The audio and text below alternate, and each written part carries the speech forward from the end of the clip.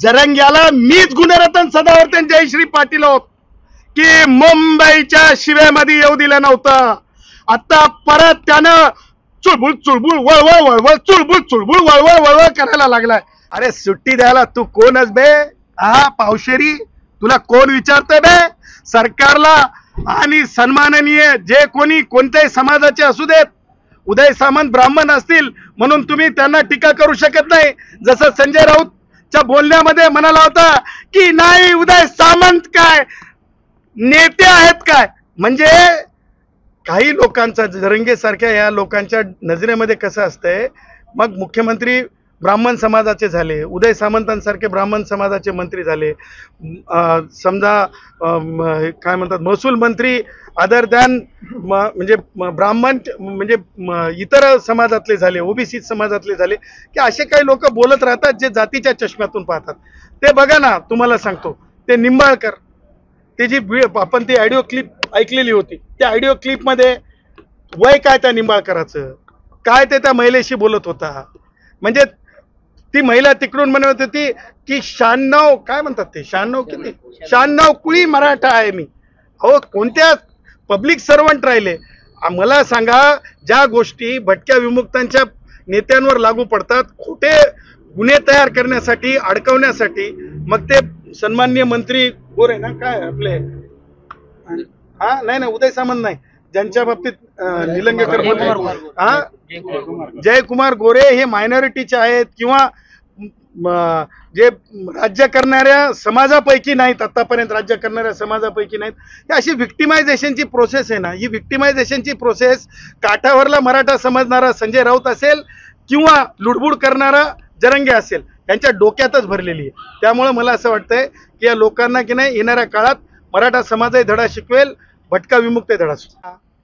ते तुम्ही पत्रकार दाखवता दाखवता मग त्या दवाखान्यात जाऊन बसतंय, मग ते परत दवाखान्यातून बाहेर येतंय, परत त्याची काहीतरी चुळबुळ चुळबुळ चुळबुळ वळवळ वळवळ वळवळ सुरू होते.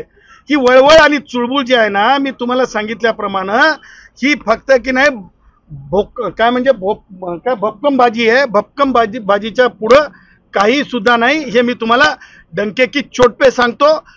तो काही मोर्चावरच्या काही काढणार नाही, तो काही काढू शकत नाही. आणि तुम्हाला सांगतो, तुम्ही म्हणालात ना ते नोंदी, हा जरंग्या माझ्या मराठा भावांना कसाही बनलाय. मराठा भाऊ माझा श्वास आहेत, ती माझे आहेत, परंतु हा जरंग्या त्यांना कर्दन काळ झालाय. कसा सांगतो? हा जरंग्यामुळं माझ्या मराठा भावांना जे 8.5% जवळ जे EWS मध्ये जे IAS म्हणजे जे काही अधिकारी व्हायचे स्टेटमधले आणि केंद्रातले, ते अधिकारी आज होऊ शकलेले नाहीत. याच्या नोंदीच्या ढोंगामुळं, याच्या नोंदींच्या नाटकामुळं फक्त 5%, फक्त 5%पेक्षा कमी मराठा भाऊ आज शासनसेवेमध्ये आलेत. मला सांगा, जरंग्यामुळं नुकसान झालंय की जरंग्यामुळं फायदा झालाय? आणि मला परत सरकारला विनंती करायची आहे, दिलेलं 10% आरक्षण न्यायालयाच्या निर्णयाच्या आधी वापस घ्यावं. कारण आता येणाऱ्या काळामध्ये माननीय सर्वोच्च न्यायालयाने सांगितलेलं आहे की तातडीने जयश्री पाटीलच्या केसमध्ये सुनवाई व्हावी. त्याच्यामुळं जे राजकीय आरक्षण जे होतं, राजकीय आरक्षण ज्या पद्धतीने राजकारण करण्याचा प्रयत्न, मग इथले काय नाव ते आपले माजी मंत्री राजेश असेल किंवा राष्ट्रवादी काँग्रेसचे वयोवृद्ध पुढारी शरद पवार असतील किंवा उद्धव असेल, या सगळ्यांनी मिळून जे एक बागुल बुवा तयार केल्यासारखा एक बुवा तयार केलेला होता, जरंगे बुवा. हे जरंगे बुवा आता मला असं वाटतंय की फार काळ काय वैचारिकदृष्ट्या महाराष्ट्र स्वीकारणार नाही, नुकसानापुढे स्वीकारणार नाही. जरंगेचा मोर्चा निघणार नाही, जरंगेचा मोर्चा निघणार नाही, जरंगेचा मोर्चा निघणार नाही. सरन्यायाधीश नाही, हे जरंगे आहे ना, पावसाळ्यामध्ये काही उगवत असते माहिती आहे तुम्हाला, छत्र्या म्हणतात.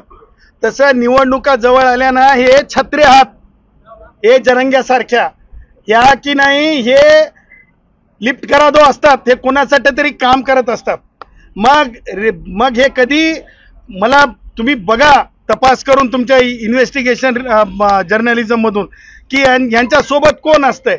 यांच्या सोबतचे मग ते रेती माफिया असतील की मग ते काय म्हणतात ते गुटखा माफिया असतील, ह्या लोकांच्या आधारावर, काही राजकीय पुढाऱ्यांच्या आधारावर बोलणाऱ्यांवर काय पानचट बोलून फायदा आहे, काय पानचट बोलून फायदा आहे, काय पानचट बोलून फायदा आहे. यांना कायदा कळेल.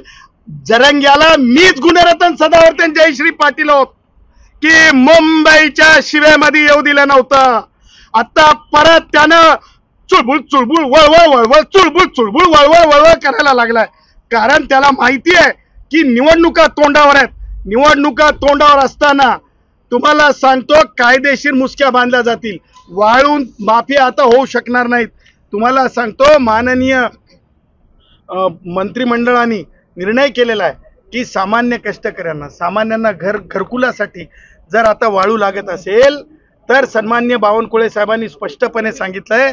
आणि आता या वाळू माफियांना घाबरायची गरज नाही. घरपोच आपल्याला शासनाच्या वतीने त्याची जी काही पावती असते वाळूची ती सामान्य कष्टकऱ्यांसाठी सामान्य लोकांसाठी मिळणार आहे. त्याच्यामुळं जरंग्या सारखे एलिमेंट मला असं वाटतंय की भविष्यामध्ये फार काळ काही वैचारिक दृष्ट्या टिकणारे नाहीत. हे की नाही कुणाच्या तरी कुबड्या आहेत, राजकीय कुबड्या आहेत कुणाच्या तरी. नमस्कार मंडळी, आपण बघत आहोत गुणरत्न सदावर्ते यांचं स्टेटमेंट आणि त्या स्टेटमेंटमधून त्यांनी चुळबुळ चुळबुळ आणि वळवळ अशा शब्दातून त्यांनी जरांगे पाटलाला इशारा देत त्यांनी खरंच जरांगे पाटलाच्या विरोधात एक अनोखा पाऊल उचललेला आहे आणि बोलण्यासारखे पैसे घेतले आहे असंही वाटतं. परंतु त्यांच्या भाषेतून काय निघतं हे आपल्यालाही कळायला हवं. म्हणजेच की यामधून जाती द्वेष तर नाही हेही आपण बघायला हवं आणि त्याच माध्यमात